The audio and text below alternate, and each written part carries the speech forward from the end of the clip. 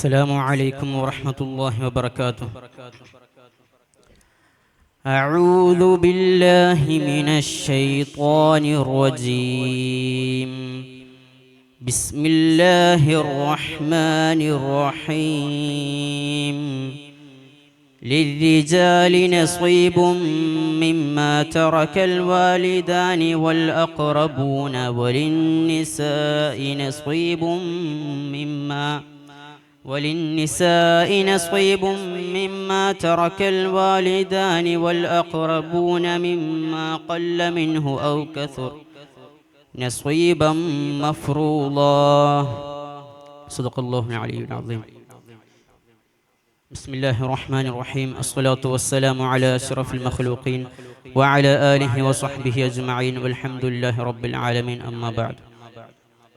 ഏറ്റവും ബഹുമാനം നിറഞ്ഞ ഉസ്താദുമാരെ, മുതഅല്ലിം സുഹൃത്തുക്കളെ, സഹോദരങ്ങളെ,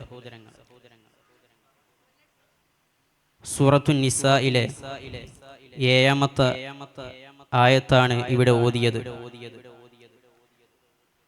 സൂറത്തുൻ നിസാ, സ്ത്രീകൾ എന്നാണ് ഈ സൂറത്തിന്റെ അർത്ഥം വരുന്നത്.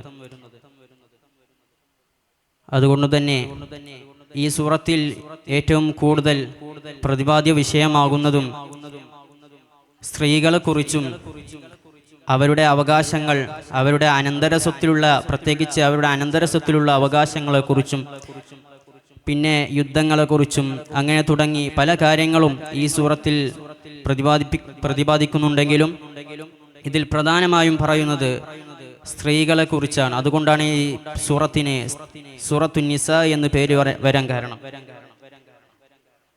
ഈ ആയത്തിൽ പറയുന്നത്, നമുക്കറിയാം, ജാഹിലിയ കാലഘട്ടത്തിൽ സ്ത്രീകൾക്ക് അനന്തരസ്വത്തിൽ അവകാശമുണ്ടായിരുന്നില്ല. അതുപോലെ തന്നെ ചെറിയ കുട്ടികൾക്കും സ്ത്രീകൾക്കും അനന്തരസ്വത്ത് അവകാശമുണ്ടായിരുന്നില്ല. കാരണം അവർ അതിന് പറയുന്ന ന്യായീകരണം, സ്ത്രീകൾ, ഇമാം റാസി റളിയല്ലാഹു അൻഹു തങ്ങൾ തഫ്സീർ റാസിയിൽ പറയുന്നുണ്ട്, സ്ത്രീകൾ യുദ്ധത്തിന് പങ്കെടുക്കുകയില്ല, വാളുകൊണ്ടും പരിച കൊണ്ടും കുന്തം കൊണ്ടും അവർ യുദ്ധത്തിൽ പങ്കെടുക്കുന്നില്ല, അതുകൊണ്ടാണ് അവർക്ക് അനന്തരസ്വത്ത് കൊടുക്കുന്നില്ല എന്നതായിരുന്നു ഈ ജാഹിലിയ കാലഘട്ടത്തിലെ ജനങ്ങളുടെ ഈ സ്ത്രീകൾക്ക് അനന്തരസ്വത്ത് അവകാശമില്ല എന്ന് പറയാൻ കാരണം. ഈ ആയത്ത് ഇറങ്ങാൻ ഒരു പശ്ചാത്തലമുണ്ട്. ഇമാം റാസി റളിയല്ലാഹു അൻഹു തങ്ങൾ തന്റെ തഫ്സീർ റാസിയിൽ അത് വിവരിക്കുന്നു.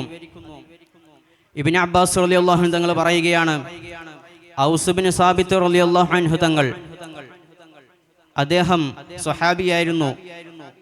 ഔസ് ബിൻ സാബിത്ത് അൽ അൻസ്വാരി എന്ന സ്വഹാബി. അദ്ദേഹത്തിന് 3 പെൺകുട്ടികൾ ഉണ്ടായിരുന്നു, ഒരു ഭാര്യയും ഉണ്ടായിരുന്നു. അങ്ങനെ അദ്ദേഹം മരണപ്പെട്ടപ്പോൾ ആ സ്വഹാബിയുടെ എളാപ്പയുടെ പൃഥ്വിന്റെ 2 മക്കൾ അവർ വന്നിട്ട് ഈ സ്വഹാബിയുടെ സ്വത്ത് മുഴുവനും അപഹരിച്ചെടുക്കുകയാണ്. കാരണം ഞാൻ പറഞ്ഞല്ലോ, ജാഹിലിയ കാലഘട്ടത്തിൽ അങ്ങനെ ഒരു സ്വഭാവമായിരുന്നു അവർക്കുണ്ടായിരുന്നത്.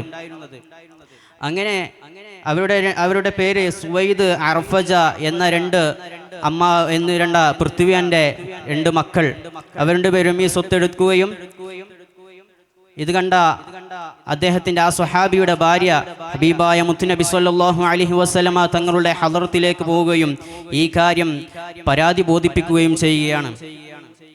അങ്ങനെയാണ് നബി സല്ലല്ലാഹു അലൈഹി വസല്ലമ തങ്ങൾ പറഞ്ഞു, നിങ്ങൾ ഇപ്പോൾ പോകൂ, ഇതിൻ്റെ ഈ വിഷയത്തിൽ അല്ലാഹു സുബ്ഹാനഹു വ തആല എന്ത് പറയും, എന്ത് ആയത്ത് ഇറക്കും, എന്ത് മറുപടി പറയുമെന്ന് ഞാൻ നോക്കട്ടെ.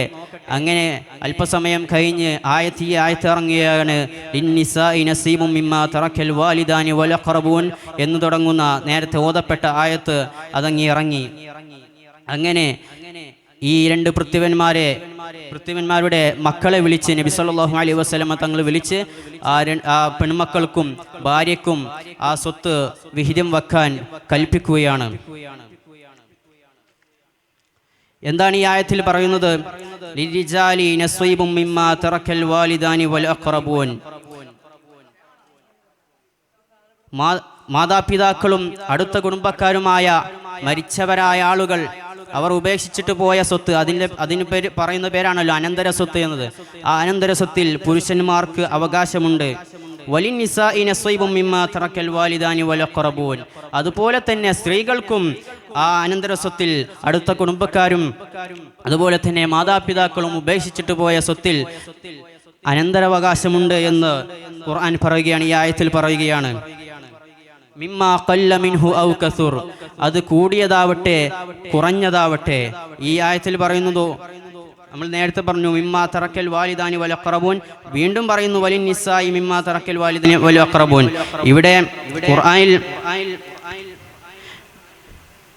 അങ്ങനെ പ്രത്യേകിച്ച് പറയേണ്ട ആവശ്യമുണ്ടായിരുന്നില്ല. മാതാപിതാക്കളും അടുത്ത ബന്ധുക്കളും വിട്ടുപോയ സ്വത്തിൽ സ്ത്രീകൾക്കും പുരുഷന്മാർക്കും അത്ഫ് ചെയ്ത് പറഞ്ഞാൽ മതി. പക്ഷേ വീണ്ടും അതിനെ ആവർത്തിച്ചു കൊണ്ടുവന്നു. ഇതിലൂടെ ഖുർആൻ സ്ത്രീകൾക്ക് അനന്തര സ്വത്തിൽ അവകാശമുണ്ട് എന്ന് ഉറപ്പിച്ച് ആണയിട്ട് പറയുകയാണ്. അതുപോലെ തന്നെ മിമ്മാ ഖല്ല മിൻഹു ഔ കസുർ, അത് കുറഞ്ഞതാവട്ടെ കൂടിയതാവട്ടെ, എത്ര കുറഞ്ഞതായാലും കൂടിയതായാലും അതിൽ അവരുടെ അവകാശമുണ്ട്, അത് അവർക്ക് കൊടുക്കേണ്ടതുണ്ട് എന്ന് ഖുർആൻ പറയുകയാണ്. നസ്വീബം മഫ്റൂള, അത് നിർണിതമായ ഒരു കണക്കാണ്, നിർബന്ധമായ ഒരു കണക്കാണ്, അത് അവർക്ക് കൊടുക്കണം. തഫ്സീറുൽ ജലാലിനി പറയുന്നു മഖ്തുഅൻ ബി തസ്ലീമിഹി അലൈഹിം, അവരിലേക്ക് അത് ഏൽപ്പിച്ചു കൊടുക്കൽ നിർബന്ധമാണ് എന്നാണ് അതിൽ പറയുന്നത്. ഇതിൽ നിന്ന് നമുക്ക് മനസ്സിലാക്കാം 1000 വർഷങ്ങൾക്ക് മുമ്പ് തന്നെ അള്ളാഹുവിൻ്റെ റസൂൽ ഖുർആനിലൂടെ സ്ത്രീകൾക്ക് അനന്തര സ്വത്ത് പ്രഖ്യാപിച്ചിട്ടുണ്ട്. എന്നാൽ ഇക്കാലഘട്ടത്തിൽ ചില യുക്തിവാദികളും നിരീശ്വരവാദികളും പറയുന്നത് ഖുർആൻ സ്ത്രീകൾ അടിച്ചമർത്തുന്നു എന്നതാണ്. അതുകൊണ്ട് തന്നെ നാം എല്ലാവരും ഈ ഖുർആനും ആയത്തുകളും സൂക്ഷ്മമായി നിരീക്ഷിച്ച് പഠിക്കണം എന്ന് മാത്രം നിങ്ങളെ ഓർമ്മപ്പെടുത്തി അൽഹംദുലില്ലാഹി റബ്ബിൽ ആലമീൻ. അസ്സലാമു അലൈക്കും വറഹ്മത്തുള്ളാഹി വബറകാതുഹു. ഇതോടുകൂടി ഈ മത്സരം ഇവിടെ പൂർണ്ണമാകുന്നു. വിധികർത്താക്കൾക്ക് നന്ദി രേഖപ്പെടുത്തുന്നു. അറിയുന്നു ഈ സംസാരത്തിൽ